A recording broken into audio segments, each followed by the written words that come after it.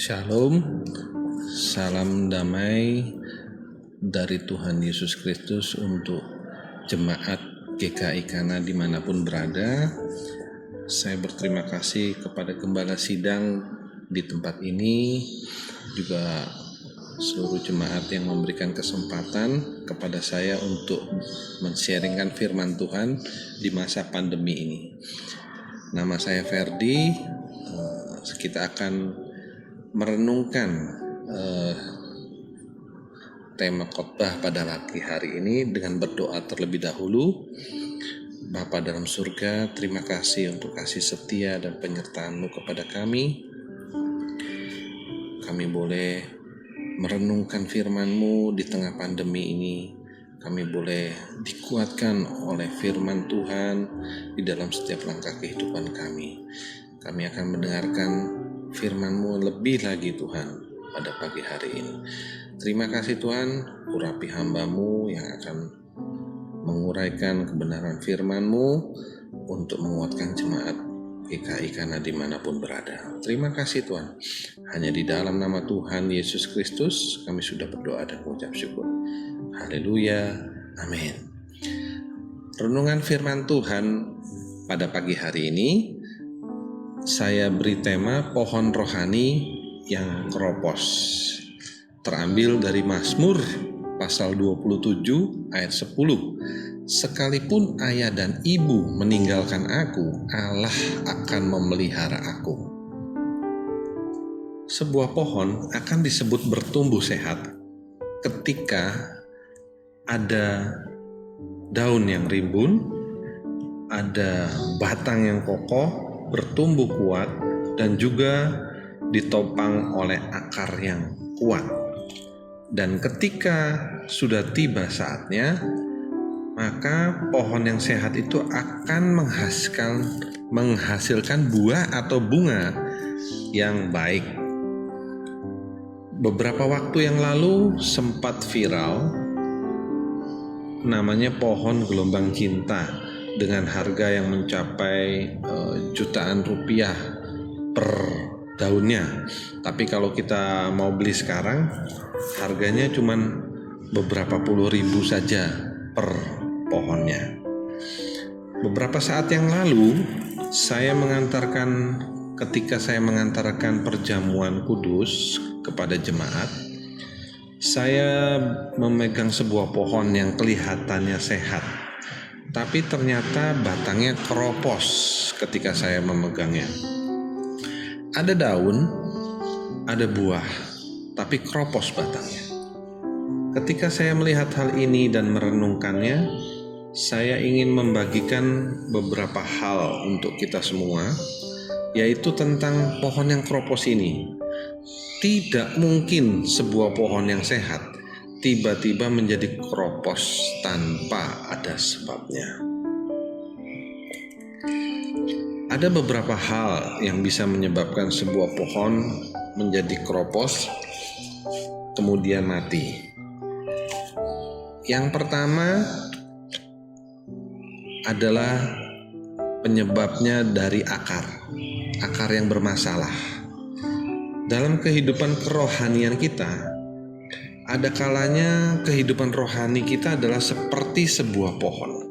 Bagaimana kita berakar, bertumbuh, dan berbuah.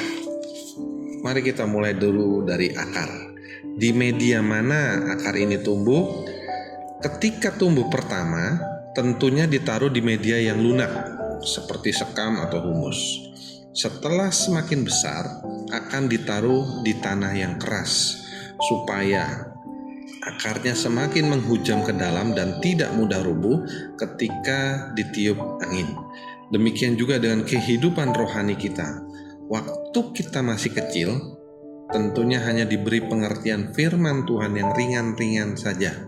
Semakin kita dewasa, tentu saja firman Tuhannya semakin keras. Bukan untuk menghancurkan kita, tapi untuk mendewasakan kita dan semakin menguatkan kita. Ketika kita menghadapi badai masalah, kita akan kuat dalam menghadapinya. Tentu saja ada beberapa hal yang bisa menjadi persoalan bagi akar untuk bertumbuh secara sehat. Salah satunya adalah gangguan dari jamur sehingga menyebabkan pembusukan akar, atau juga dari tikus yang membuat lubang di tanah atau ngerong ya, dan merusak akarnya. Hal ini sempat terjadi ketika saya menanam sebuah pohon namanya tabebuya. Kalau di Jepang seperti pohon sakura ya. Belum sampai 2 minggu saya dikabari kalau pohon tabebuyanya mati karena akarnya dirusak tikus. Nah, dalam kita mendengarkan firman Tuhan pun kadang-kadang ada hal-hal yang bisa menyebabkan pertumbuhan iman kita menjadi terganggu. Misalnya, kalau kita berpikiran pembicaranya ini membosankan. Saya sudah tahu dia membosankan ini. Omongannya itu aja. Omongannya ke situ aja. Atau kalau kita sudah tahu firman Tuhan ini, kita merasa sudah pernah membaca, kita merasa sudah tahu tentang firman Tuhan ini, kita menjadi orang yang sok tahu. Atau teknologi yang sekarang kita pakai, sering kita pakai, handphone. Nggak ada yang salah dengan handphone. Tetapi ketika firman Tuhan itu diberitakan dan kita tidak konsentrasi mendengarkan kebenaran firman Tuhan, tetapi malah mungkin membalas WA, chat, atau membaca pesan-pesan yang masuk, kadang-kadang bisa membuat pesan firman Tuhan yang disampaikan menjadi tidak nyampai. Bahkan ada yang baru mendengarkan sebagian awal pesan firman Tuhan sudah bisa berkomentar bahwa firman Tuhannya salah ini, pembicaranya salah. Padahal maksud firman Tuhan diberitakan adalah untuk didengarkan dengan baik dari awal sampai akhir. Baru bisa kita berkomentar. Itulah yang dinamakan kedewasaan rohani yang baik. Ini yang bisa saya sebut sebagai sifat kerendahan hati seseorang yang bisa mengganggu pertumbuhan iman ketika kita tidak punya kerendahan hati, baik waktu kita sedang mendengarkan firman Tuhan maupun waktu kita sedang bersosialisasi dengan orang lain. Kita, termasuk saya juga, harus mau belajar untuk merendahkan hati atau tidak sombong, karena Tuhan membenci orang yang sombong. Bahkan ketika ada masalah dan kita berseru kepada Tuhan, Dia tidak akan menolong kalau kita sombong. Coba kita baca di dalam Ayub pasal 35 ayat 12. Orang-orang tertindas itu berseru, tetapi Allah diam karena mereka jahat dan penuh kesombongan. Tidak ada pertolongan bagi orang yang jahat, apalagi sudah jahat sombong. Meskipun ada banyak masalah dan kita sudah berdoa dan berseru kepada Tuhan, tapi pasti tidak akan ada pertolongan selama kita tidak bertobat, mengakui dosa dan kelemahan kita. Yang kedua, sekarang penyebab pohon kropos adalah dari batangnya. Ketika batang pohon tidak mendapat gangguan dari luar, maka batang pohon tersebut dapat bertumbuh semakin besar dan menjadi tempat saluran nutrisi bagi daun. Biasanya kalau ada gangguan, misalnya luka di batang, maka secara alami batang pohon akan mengeluarkan getah untuk mempertahankan dirinya. Bahkan ada profesi manusia yang secara sengaja melukai batang pohon untuk diambil getahnya. Misal pohon karet yang nantinya akan diolah untuk menjadi bermacam-macam barang seperti ban, sandal, karet gelang, bahkan kasur latex. Atau kalau kita minum legen yang biasanya dijual di Gresik, nah itu juga salah satu hasil dari melukai pohon aren untuk diambil cairannya yang kita sebut legen. Tetapi kalau luka di batang itu sudah terlalu besar dan selalu dilukai sehingga getah tidak dapat berfungsi dengan baik untuk menutupi luka tersebut, maka seiring berjalannya waktu, luka tersebut akan mengakibatkan keropos pada batang tersebut. Hanya tinggal menunggu waktu saja, maka pohon tersebut akan roboh. Dalam kehidupan kerohanian kita, seringkali kita juga seperti pohon yang keropos tersebut. Hal ini bisa disebut juga keadaan luka batin, di mana secara fisik tidak nampak ada yang terluka. Semua kelihatan baik-baik saja. Beberapa hal yang bisa menyebabkan luka batin antara lain adalah rasa tersinggung. Perasaan tersinggung ini jika tidak dibereskan pasti akan menjadi luka batin. Ada kepahitan dalam hidup kita. Mungkin secara fisik kita baik-baik saja, tapi batin kita terluka. Bisa jadi kita menjadi orang yang tidak ceria, mudah marah, gampang mengucapkan kata-kata kasar, selalu berpikiran negatif. Bagaimana cara membereskannya? Hal ini gampang diucapkan, tapi sulit dilakukan, yaitu mengampuni.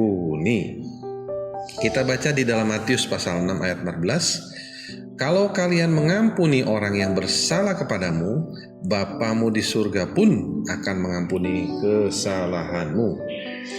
Yang ketiga adalah perasaan tertolak. Biasanya perasaan tertolak ini berkaitan dengan keluarga. Ada anak yang biasanya dimanjakan dan yang lain tidak diperhatikan. Kalau anak yang biasa dimanjakan akan berakibat menjadi orang yang keras kepala di kemudian harinya. Sedangkan bagi anak yang tidak diperhatikan, hal ini bisa menimbulkan perasaan tertolak. Jika hal ini tidak dibereskan, akan menyebabkan luka batin juga. Bagaimana cara membereskannya?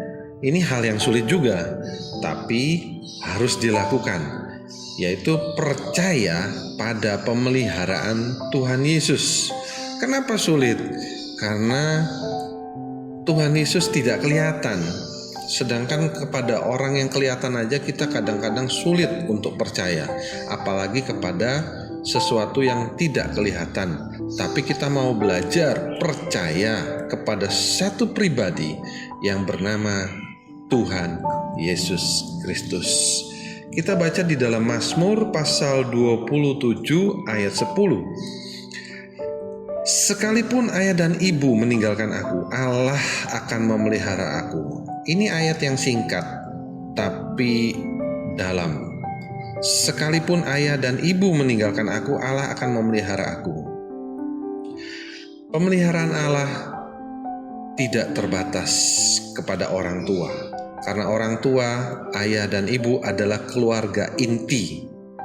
Tetapi kalau pun ayah dan ibu tidak memelihara, ada satu janji dari Tuhan yang akan memelihara kita.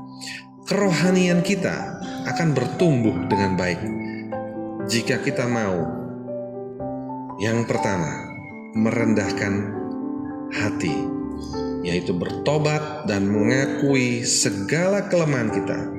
Semua yang terjadi bukan karena kepintaran dan logika kita. Yang kedua adalah kita mau mengampuni. Jika kita mau rohani kita bertumbuh dengan baik, kita harus belajar mengampuni baik diri sendiri maupun orang lain. Yang ketiga adalah kita belajar percaya bahwa Tuhan sanggup memelihara kita. Orang tua kita mungkin sudah angkat tangan, mama papa angkat tangan, tapi kita mau percaya bahwa Tuhan sanggup memelihara kita. Kiranya renungan firman Tuhan hari ini dapat menguatkan iman percaya kita di tengah pandemi yang melanda ini, bahwa kehidupan kita hari lepas hari pasti akan aman bersama dengan Tuhan Yesus. Tuhan Yesus memberkati. Mari kita tutup dalam doa. Bapa dalam surga, terima kasih untuk kasih setia dan penyertaan-Mu kepada kami. Kami boleh melewati hari-hari yang sulit ini di masa pandemi ini bersama dengan Tuhan, asal kami mau merendahkan hati kami, mau menundukkan hati kami. Kami tidak menjadi sombong dengan apa yang kami bisa, apa yang kami punya, dan kami mau mengampuni baik diri kami sendiri maupun orang lain, dan kami percaya bahwa Tuhan sanggup memelihara kami. Kami tidak akan menjadi seperti pohon yang keropos, meskipun kelihatan teguh di luar, tetapi keropos di dalam. Kami percaya Tuhan, Engkau sanggup memelihara kami. Berkati seluruh jemaat Kana yang sudah mendengarkan kebenaran firman-Mu pada hari ini. Terima kasih Tuhan, hanya di dalam nama Tuhan Yesus Kristus kami sudah berdoa dan mengucap syukur. Haleluya, amin.